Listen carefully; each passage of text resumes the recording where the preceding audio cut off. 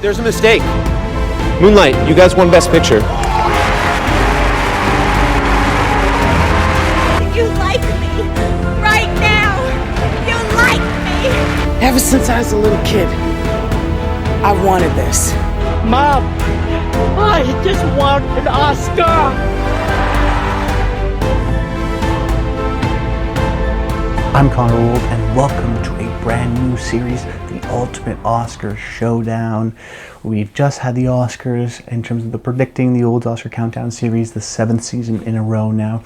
But as we do every year, we continue this channel. We don't stop. We upload videos every single week. We've done a bunch of different cool series, Forgotten Oscar Films, Movie Star Magic last year, but I decided to do a little bit more of an Oscar connection once again this year and decide to rank all of the Best Picture winners, the Best Actor winners, Best Actress, Supporting Actress, and Supporting Actor winners.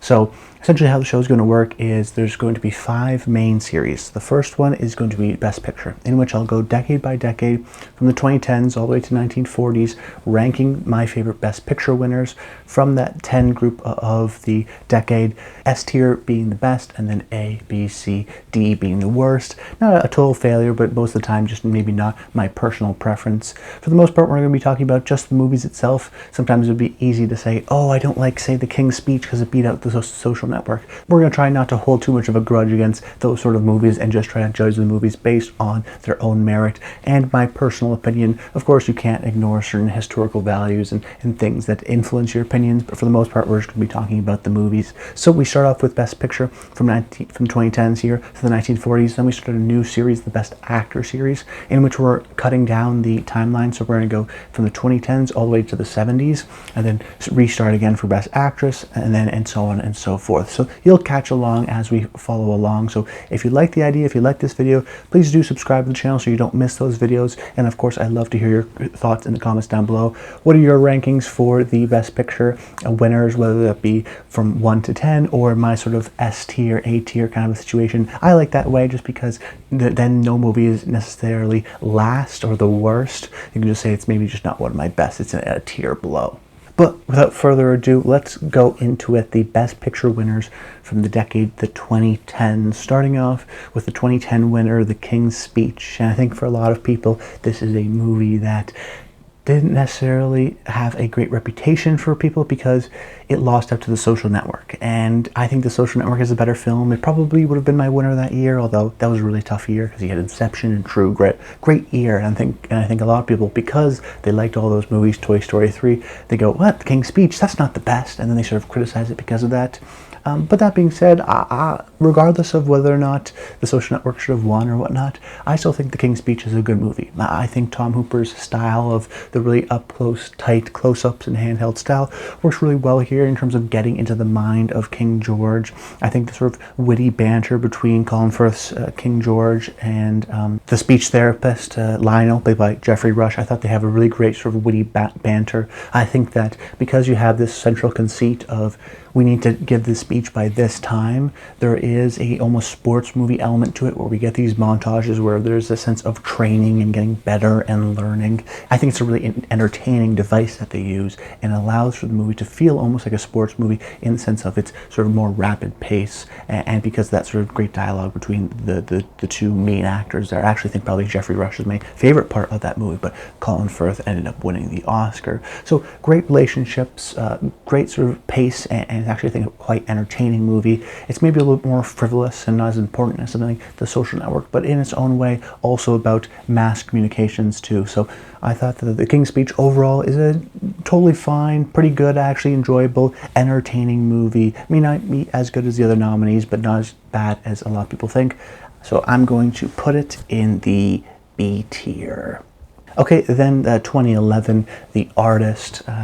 This is probably the weakest year, I think, in Best Picture, at least for nominees for this decade. So I'm not too offended by The Artist winning because the only other movie that I feel really passionate about it actually winning would be a movie like Moneyball. But the other nominees I wasn't sort of too over the moon for. And I think The Artist is taken down Similarly to The King's Speech, but maybe not as much because there's no sort of number two to take it down. I think people just take down the artist because they want the Best Picture to seem important and serious, and the artist is not. It's very frivolous. That being said, I think similarly to King's Speech, it's totally enjoyable.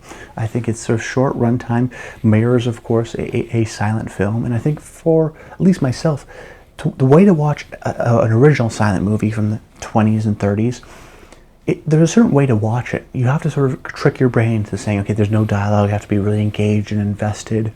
Oftentimes it's better to see on the big screen because that's of course how they saw it back in the day and how it was intended. So there is a way to sort of watch silent movies. And that can be sometimes boring or easy to look at your phone or hard to totally engage because it's over 100 years old. It's totally natural. But the artist, I thought, did a great job at actually modernizing and updating that form, where I was surprised when I watched the film for the first time just at how light on its feet it is, how quickly it moved from one plot to another, how it was always engaged, and even though there isn't this dialogue, there is this sort of joke-a-minute style, almost airplane-like style in terms of its visual humor, and it's just a great sort of sentimental ode to Hollywood and a fun film. It's kind of crazy that it had this sort of everything everywhere like sweep, but that being said, it's still an enjoyable movie for me, so I'm going to put it in the B tier as well. 2012 now, Argo was the winner, and this was a movie that I always contend was a movie that was more interested in the narrative of getting Ben Affleck that comeback narrative, more so than it was actually rewarding the movie itself. I think the Academy wanted to reward a movie like this sort of old school political thriller that feels important but is also sort of entertaining in a classical Hollywood way. But personally, it's never been a movie that I've engaged with. I sort of see it similarly with like a movie like Beirut or Syriana, perfectly kind of enjoyable films, but not necessarily groundbreaking, not necessarily best movie of the year situation. I think for a lot of people, they wanted to give Ben Affleck that Oscar after giving him the Oscar early on in his career for Good Will Hunting, and then having a little bit of a dull period, but then coming back with Gone Baby Gone and The Town as a director, and this was sort of his true reclamation comeback moment. But for the movie itself, it's just a sort of generic, relatively entertaining political thriller. And personally, as a Canadian, I've always found issue with it because I think they've really undercut the Canadian Embassy's role within the story. So personally, I've always had a sort of chip against it because I feel like it's so historically inaccurate and skewed in a certain way. But it's undeniable in how sort of engaging the movie is and intense it can be at moments. But because you know how the story's going to play out, some of those tense moments don't work as well on rewatches. So Argo never been a big movie for me, so I'm going to put that one in the D category. Okay, 12 Years a Slave, 2013. This is the ultimate movie that I respect, but maybe not totally love. And I think a lot of people are like that just because the content of the film is so difficult and brutal and violent and upsetting that it's not a movie that necessarily you rewatch all the time. I've only seen it once. I don't really want to see it again. But that being said, there's still some great things within it. It's an absolute sort of masterclass in acting and directing, particularly from Steve McQueen. There's that sort of terrific moment where we, in the middle of the film, about the hour mark, where we hold on that wide shot of Solomon hanging and his feet just sort of barely touching the mud. And we just linger there and we sit there. And it's like a 4-minute unbroken take. And we see people moving in the background, and we see the fear of the slaves who don't want to help him or stand out or say anything in fear of the punishment. And it's just a great sort of analogy of this was happening for a long time. Stephen King really allows you to sort of sit in that wall and no one was really doing anything about it. So a great sort of well-crafted film, but I also think its Best Picture win was, they're running ads at the time, like saying it's time. People felt like they had to vote for this movie or else they would maybe seem a little bit racist or out of touch. And ultimately I think that it's a great sort of museum piece, but I don't think it's one that people constantly go towards. But that's just my opinion. There is some great stuff in it. Personally for me, it's just never been one of my favorites. If I was watching a Steve McQueen film, it'd be Shame or Widows or even Lovers Rock before coming back to 12 Years a Slave. But I am glad he's got an Oscar. Then 2014's Best Picture winner is Birdman, from the seemingly now divisive Alejandro Iñárritu. I mean, at the time, he was a well-respected filmmaker, but since the release of Bardo, it seems like critics have been waiting to sort of dog on his movies, especially now that they haven't been getting the Academy acclaim that he once did. I mean, he's a 2-time Best Director award winner, so he's well respected within the Academy. And I actually think deserving here for Birdman. Birdman was a movie I liked quite a bit. I sort of understand some people's issues with Inarritu, but I actually think that this is maybe his best film and goes against some of those previous complaints. Of course, the movie works great when you understand the subtext of Michael Keaton coming back in this comeback role, and he's playing this guy an actor who's about to do his comeback role, in which he's trying to shed the past of him playing a superhero called Birdman. Michael Keaton played, of course, Batman, so there's a connection there. But it's a great Keaton performance and a reminder for a lot of us that he still got it, that he was in sort of this weird period where he showed up in Jackie Brown or some movies in the 2000s, but he wasn't necessarily as big of a star as he once was. So now when he came back, and then he has this and then Spotlight the next year, it was like, wow, yeah, we forgot Michael Keaton. He's pretty great. He's pretty terrific. We like him. I think the movie itself is a great sort of jazzy, cynical movie about acting and narcissism and the sort of dilemma of the self-obsessed artist who still ultimately gives everything of their craft and themselves to an audience. So it's self-serving in a way, but also still giving, that kind of dilemma there. And I think what the movie's most well known for, it being that long take, seemingly only one take throughout the entire movie. A lot of people could think of that as being a gimmick, but I actually think that it works well for the narrative of the film. That sort of, I think it adds to the feeling of tension and of rapid building, that the camera's always moving, we're always walking. There is this sort of fear of, you've got so many things going on, you can't focus, you can't sit still. You've got this sort of looming element of your past represented, subjectively in the Birdman figure that's flying above his head. I mean, the whole movie is very subjective, so that long take camera work really adds, I think, to the tension of the play coming out, but also the fears coming out behind you, but also sort of the hectic pace of the behind the scenes of being an actor. And what a cast, from Edward Norton to Emma Stone. Everyone is really terrific in it, and even though it's actually didn't get any acting awards, got a lot of acting nominations, so it makes sense there. And I think it's one of the Best Picture winners that, at least in this decade, is pretty cynical. It's one of the few cynical, genuinely Best Picture winners of this decade. This and Parasite really are the only two that I come to mind. The other ones still have the sort of element of hope or sentimentality that they have, and this one sticks out because of that. So I actually like Birdman quite a bit, so I'm going to put this one in the A tier.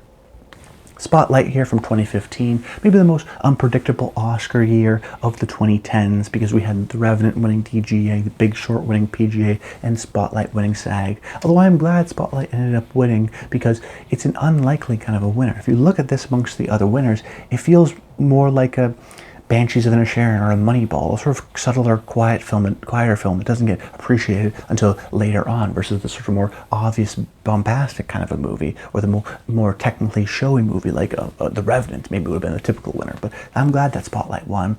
I think Tom McCarthy did a great job at, of course, creating this cast, but also being true to the authenticity and the sort of methodical nature of journalism and investigative reporting. We have the big emotional speech that Mark Ruffalo does, but aside from that, the movie is pretty low-key, pretty quiet, pretty sort of methodical and engaging always, and I think that's sort of a great balance. That it's traditionally a kind of boring job of a lot of, asking questions and writing down papers, but the way the story involves, the way Tom McCarthy really engages in that, it's a real high-wire act. I think even the fact that this is a very difficult subject to talk about, and yet it's a really entertaining movie and an engaging movie.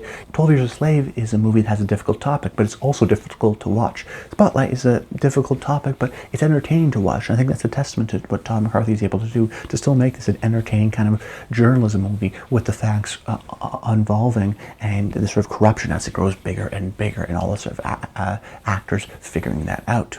So Spotlight is a classical kind of a Best Picture winner, and I'm glad it ultimately did win, and I think it's aged quite well. So I'm going to put this one in the A tier. All right, 2016, we had the winner Moonlight, which of course was one of the biggest surprises of Oscar history, reading out La La Land's name, but then actually it ended up going to Moonlight. And I think this is a signaling, at least historically, of a change of the Academy. I don't think we get a Parasite win or a Nomadland win or an Everything Everywhere All at Once win without Moonlight. Let's not forget, A24 was a very new independent distributor. I saw Moonlight at TIFF. right in September before it was anything major, and the whole cast was there, and it wasn't a gala premiere. It was very sort of low-key. It was very much just an indie movie, a really great, exciting indie movie. So I can't explain the surprise that ended up happening when it ended up winning Best Picture. It was an unlikely, incredible underdog story where this guy, Barry Jenkins, had only made one other film, but it's been a while, and all the actors were a little bit more unknown. So we see A24 now as this big juggernaut that wins all the above-the-line categories and Everything Everywhere All at Once, and even Lady Bird, but Moonlight was the sort of genesis of this, and them being sort of modern-day Oscar dominators. But speaking of the movie itself, though, while I'm definitely glad it won Best Picture, one of my favorite Best Picture winners of the decade, I actually did a series called The Top 10 of the 2010s, where I talked about my favorite action movies of the decade, Best Picture winners, biopics, and on that list I put Moonlight at number 1, and I continue to think Moonlight is probably the best Picture winner of this decade. I've just always been so impressed with the emotional honesty and integrity within the film. There's not a false note throughout the film. Everything feels true and honest. It's really a perfect movie. That it's one of those movies where I don't think I change much. It feels sensitive, it feels intimate, it feels real, whether it be that Miami setting that feels lived in and true, or just the characters and their relationships, the father figure relationship with Chiron, and him discovering his sexuality and what it means to be a man, but then also his relationship with his drug addicted mother. It could be a movie on its surface that seems like, oh, typical, traditional story about black struggle in the 80s. But it's, I think, a lot more than that. And it's really an introspective movie and a sensitive movie. And really just announced Barry Jenkins as like, wow, this guy is a guy to watch. Probably my favorite Best Picture winner of the decade. So because of that, we're going to put this in the S tier. The Shape of Water, 2017 winner, was a movie that I never totally got just because I could never engage and relate to those main characters. I think Guillermo del Toro automatically thinks, yeah, of course, you're going to relate to the fish guy because I have a lot of sympathy for the fish guy. But I don't think he does enough to actually garner that sympathy aside from him just being a sort of animal type stranded figure. So when you don't relate to those main characters, I start to look at the edges. And when you look at the edges of the film, it's really very simplistic fairy tale-esque storytelling with clear villains and that are very broad and generic, that don't have any complexity to them. So I didn't appreciate that either. You know, there's great things like the art direction, and it's a pretty movie to look at, particularly with the budget that they had. And Guillermo del Toro is one of those guys that I am glad that he has an Oscar, now a couple with Pinocchio. But it is a movie that I never totally got because I didn't get into that sort of fairy tale-esque mode within the film. So just never a movie for me, so I'm going to put that one in the D category. Then 2018 Green Book, maybe the most controversial winner of the decade, but let's clap back with another controversial take and say that this movie was actually the deserving winner. While Green Book was my favorite movie of 2018, of the Oscar-nominated movies, I think I probably would have voted for Green Book number 1. And I think I said it even at the time, it's a movie that has immediately sort of gotten taken down as, oh my god, this movie, its racial politics are so simplistic and it's so treacly and sentimental, and there's some valid criticisms there, but I think people sort of got caught up on the fact of some of the historical inaccuracies, which I think were largely overblown. And for a lot of people, like I mentioned earlier, they want the Best Picture winner to feel important and great, and Green Book is just not that. It's a genuine, heartwarming, very funny movie. I think people often overlook the fact that this is the only true blue comedy winner of this decade, and one of the very few Best Picture winners of all time that are true blue comedies. I think this was the funniest movie of the year. I remember seeing it in the theaters twice, and both theaters had sort of this uproarious laughter when they saw the film. The chemistry between Mahershala Ali and Viggo Mortensen, I think, are pitch perfect as a traditional comedic duo of Mahershala being the straight man, a little bit more sarcastic and wry, versus the sort of buffoonery of Viggo Mortensen, who I think is just absolutely funny in the film. It's a great road movie. It's a great Christmas movie. I think it's been unfairly railroaded as a movie because it won Best Picture. It's the worst thing that's ever happened to the movie because for the most part, I think it's just a genuine sweet movie. And for if you look at a lot of the critics that don't like the movie now, they loved the movie when it came out in October of that year, in September of that year, because they thought it was a nice, sweet movie where, yes, the racial politics are a little bit simplistic and it is treacly at moments, but it is very funny. And then when it wins Best Picture, it's like, oh, well, it can't win Best Picture.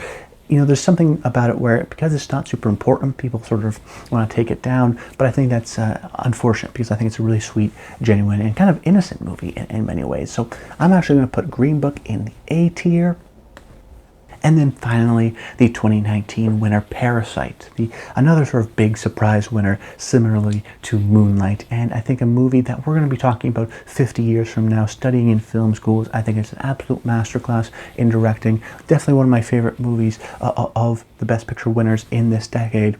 And I think a lot of people were just happy that this movie got nominated for Best Picture and Best Director. They didn't expect to win for Best Picture. But I think it was one of those surprises that actually will stand up to the test of time and be something that we look back upon and go, oh yeah, that was a great moment, great film. I mean, the montages in this film, the sort of overall control that Bong Joon has within every frame, the way he slowly moves the camera, the montages, just sort of communicating pieces of information to us without over-explaining himself. I think it's a movie that on its surface is a really entertaining thriller and you can enjoy it like that, but there's a lot of social commentary underneath, of course, that you can explore in, I think, different ways. I think a lot of people immediately go to the capitalism is bad viewpoint, but I've always sort of seen it as more about survival and the greed of the human spirit and the darkness in us all. But it is a movie that you can read, I think, in many different ways, and it's not necessarily in your face and telling you this is what it's about. It's like a big political kind of a movie. It's just an entertaining thriller with these strong political elements in it as well, critiques of society and things like that you can read into